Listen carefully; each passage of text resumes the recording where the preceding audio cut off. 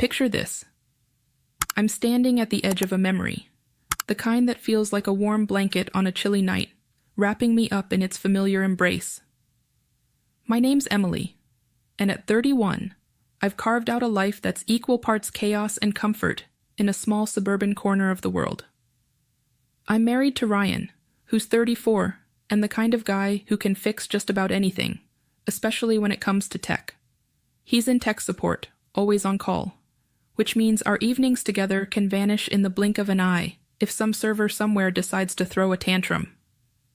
Don't get me wrong, I love him fiercely. His steady hands, his quiet laugh.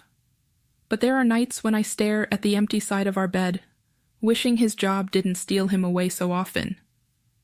Still, we make it work, piecing together our moments like a puzzle that's missing a few edges. Then there are the guys who've been with us through thick and thin. Mark and Jake, Ryan's best friends since their college days. They're both in their early 30s, and if I'm honest, they're as much family to me as they are to Ryan. Mark's the kind of charmer who can walk into a room and own it without even trying. He's got this quick, sharp wit that cuts through any dull moment, always tossing out one-liners that make you snort into your drink. Jake, on the other hand, is the opposite. He's got this quiet intensity, a brooding vibe that sometimes makes the air around him feel heavier. His dark eyes seem to see right through you, and while he doesn't say much, when he does, you listen. The four of us, we're a tight crew, always piling into someone's living room for late-night drinks or escaping for weekend trips to shake off the weight of the week. Speaking of escapes, just yesterday, we decided to treat ourselves to something special. There's this 24-hour spa and sauna not far from our place, a little hidden gem we've stumbled into before when the world felt too loud. It's got this steamy, almost otherworldly vibe. Think clouds of warm mist curling around you, the scent of eucalyptus lingering in the air, and the kind of quiet that makes you forget deadlines and unanswered emails. As a graphic designer, I spend my days hunched over a screen, wrestling with client revisions and pixel-perfect details, so the idea of soaking away that stress had me practically buzzing with excitement. I could already imagine sinking into the heat, letting it melt the knots in my shoulders while we all laughed over nothing in particular. These nights with Ryan, Mark, and Jake, they're my reset button, a chance to just breathe and remember why I love this little circle of ours so much. I remember packing my bag for the evening, tossing in a towel and some essentials, picturing how we'd sprawl out in the sauna, the dim lights casting soft shadows on the wooden benches. There's a certain magic in those moments before the night truly begins, where anticipation hums in the air like a quiet promise. I can still feel the buzz of excitement as we pulled into the parking lot of that 24-hour spa just around midnight, the neon sign flickering faintly against the dark sky. The four of us, Ryan, Mark, Jake, and me, spilled out of the car, our laughter echoing across the nearly empty lot as we made our way to the entrance. Checking in felt like a little ritual, the receptionist handing over those fluffy white robes that always seem to swallow you whole. I tied the belt around my waist, glancing at the guys as they did the same, their grins wide and carefree, like we were kids sneaking into some forbidden adventure. We headed down the quiet hallway toward the private sauna room we'd reserved, our flip-flops slapping against the tiled floor, the faint hum of the building's ventilation system the only sound besides our muffled chuckles. When we pushed open the door to our little haven, I was hit with that familiar wave of warmth, the air thick and heavy in the best way. The room was small, intimate, with smooth wooden benches lining the walls and a central basin of hot stones that shimmered with heat, already sending up wisps of steam that curled lazily toward the low ceiling. Dim amber lights cast a soft glow, making everything feel a little dreamlike, like we'd stepped out of reality for a while. I took a deep breath, catching the subtle hint of eucalyptus woven into the damp air, and felt my shoulders loosen almost instantly. We settled onto the benches, spreading out just enough to be comfortable, our cooler of chilled beers and fruity cocktails parked within arm's reach. I grabbed a can, the cold metal slick with condensation under my fingers, and popped it open with a satisfying hiss. The first sip was sharp and refreshing against the heat that was already starting to prickle across my skin, tiny beads of sweat forming along my hairline. Ryan, sitting beside me, reached for a ladle and poured water over the hot stones, the liquid sizzling and spitting as it turned to steam, a sudden burst of warmth rolling over us. I couldn't help but sigh, sinking deeper into the moment, the stress of deadlines and endless design tweaks melting away with every passing second. The banter kicked off almost immediately, as it always does with us. Mark, lounging across from me with a beer in hand, started ribbing Ryan about a recent work blunder. Something about a client call gone sideways thanks to a muted mic, and some choice words that weren't meant to be heard. His smirk was pure mischief as he recounted the story, his voice carrying that playful edge that always gets us going. Ryan just shook his head, laughing it off, his arm slipping around my shoulder in that casual, familiar way that still makes my heart skip after all these years. The weight of it was grounding, a quiet reminder of how safe I feel with him, with all of them. Jake, usually the quiet one, surprised us with a rare chuckle, his deep voice cutting through the haze of steam as he added his own jab at Ryan's expense. But before the laughter could fully settle, a sharp buzz sliced through the air, Ryan's phone, vibrating insistently on the bench beside him. I glanced over, catching the way his easy smile faltered for just a split second as he checked the screen.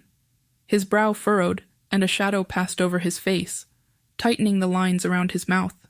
He muttered a quick apology, something about needing to take this, and stood up, the white robe clinging to his frame as he stepped toward the door.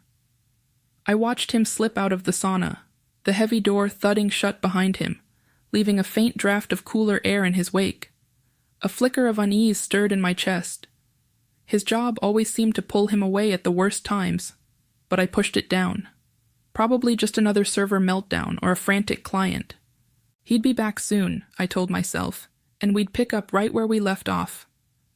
Left alone with Mark and Jake, the sauna felt a little emptier, the space Ryan had occupied now just a void of warm wood and lingering steam. A hush fell over us for a moment, the only sound the rhythmic hiss of vapor rising from the hot stones, curling up like ghostly tendrils in the dim light. I shifted on the bench, the heat pressing into my skin, and felt the silence stretch just a beat too long.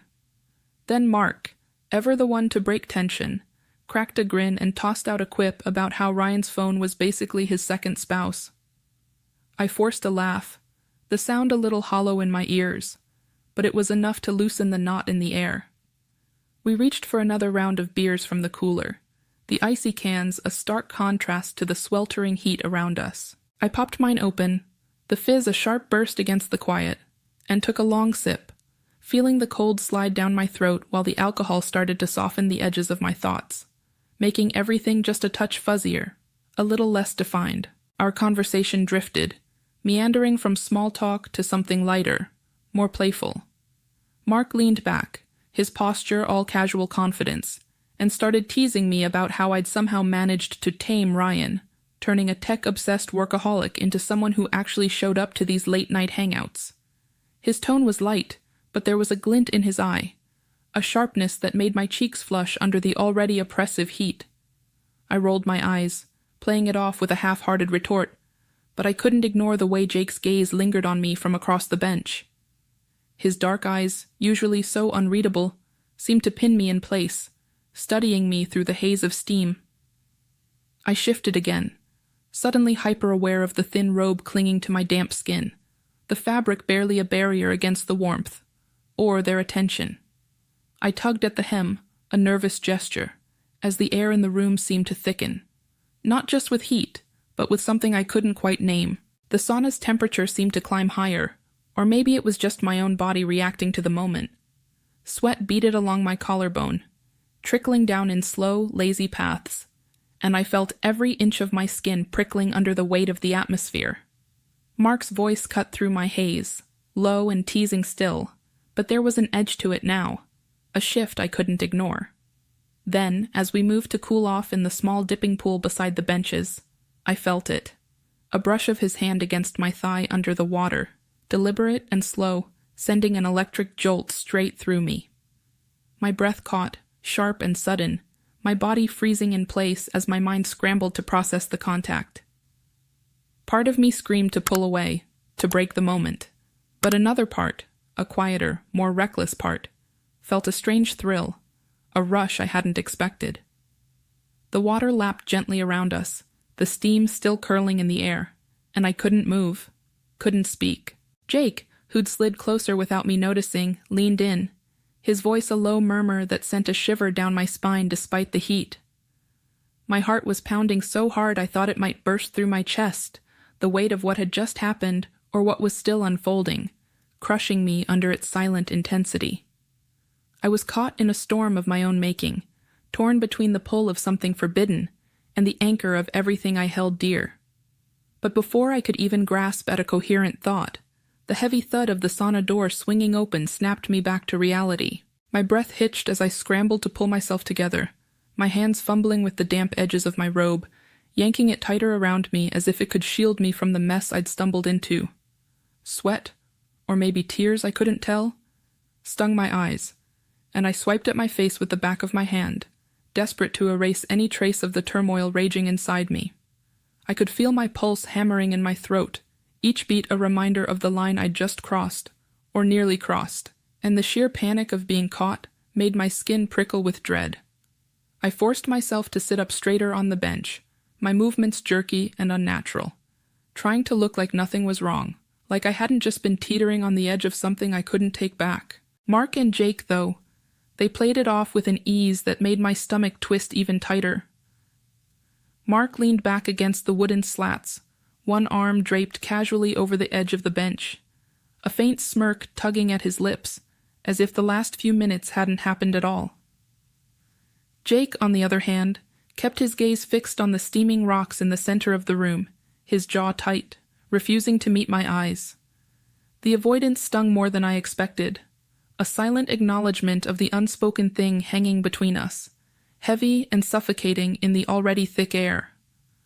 I wanted to scream, to shatter the pretense, but my tongue felt like lead in my mouth, and all I could do was sit there, drowning in the heat and the weight of my own guilt. Ryan stepped back into the sauna, the door thudding shut behind him with a finality that made me flinch. He was still on his phone, his voice a low murmur as he wrapped up whatever urgent call had pulled him away. I watched him through the haze of steam, my eyes darting over every inch of his familiar frame, the way his robe hung loose on his shoulders, the slight furrow in his brow as he tapped out a quick message before finally slipping the device into his pocket. He looked up, catching my gaze, and offered a small, apologetic smile that felt like a punch to my gut. "Sorry about that, guys," he said, his tone light, almost cheerful, as if the world hadn't just tilted under my feet. "Server crash at work. Had to walk someone through a reboot. You know how it is. Can't leave 'em hanging." I tried to nod, to say something, anything, but my throat was tight, my voice barely a whisper as I mumbled, "No worries." The words sounded brittle, cracking at the edges, and I prayed he didn't notice. I forced a smile, my lips trembling with the effort, and turned my face away, pretending to adjust my position on the bench while my mind screamed in chaos. "Have we been having fun without him?" That's what he asked next, his voice still so casual, so unaware, as he reached into the cooler for a beer. The hiss of the can opening felt deafening in the tense silence that followed, and I managed a weak, "just relaxing," hoping it sounded convincing enough to mask the storm inside me. But the sauna, once a haven of warmth and escape, now felt like a trap. The heat pressed down on me, no longer soothing but suffocating, each breath a struggle as the air seemed to thicken with every passing second. My chest felt like it was caving in, a vice tightening around my ribs, squeezing until I could barely draw in oxygen. My stomach churned, a nauseating mix of guilt and fear roiling inside me, threatening to spill over. I could still feel the I'm sitting here, the steam swirling around me like a heavy shroud, trapping me in this moment I can't escape. The sauna, once a sanctuary, now feels like a pressure cooker for every wrong choice I've made. My heart's a jackhammer in my chest, each beat echoing the weight of what happened while Ryan was out of the room. I'm drowning in it. The memory of that charged moment in the dipping pool. The way Mark's hand lingered where it shouldn't have. A forbidden brush that sent sparks through me I didn't want to feel. And Jake, with his quiet intensity, murmuring words so close to my ear that they felt like a secret carved into my skin. It's all replaying in my mind, vivid and relentless, making my stomach twist until I'm sure I might be sick right here on this wooden bench. I grip the edge of the seat, my knuckles whitening under the strain, as if holding on can keep me from falling apart. The heat is unbearable now, pressing into every inch of me, mingling with the sweat and the shame until I can't tell where one ends and the other begins.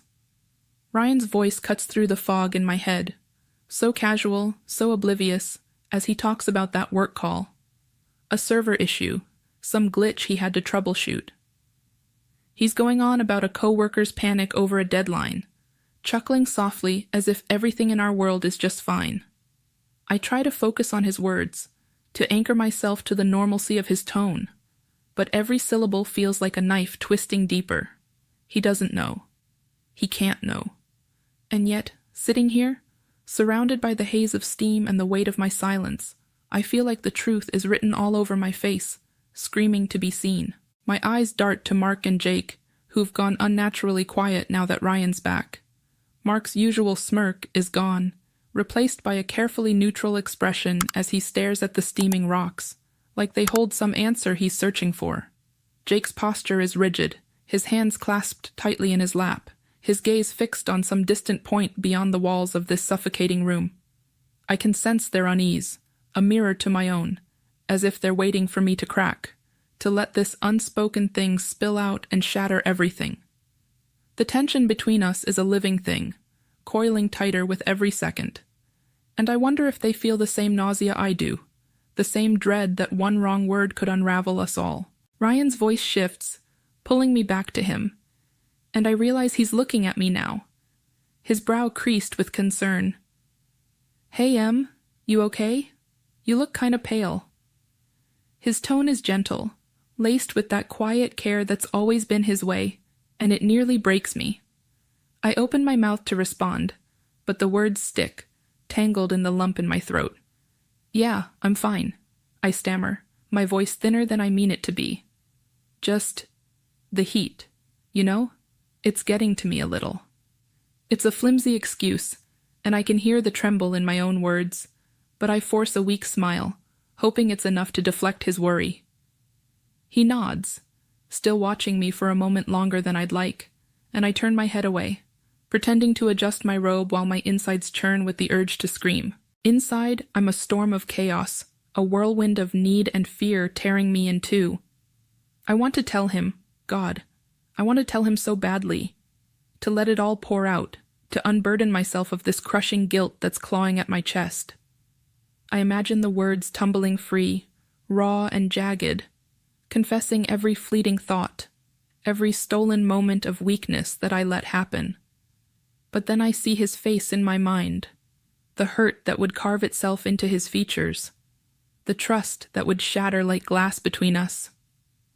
I think of losing him, of destroying the life we've built, the love that's been my foundation for so long, and that fear, it's a cold, hard weight that locks my jaw shut.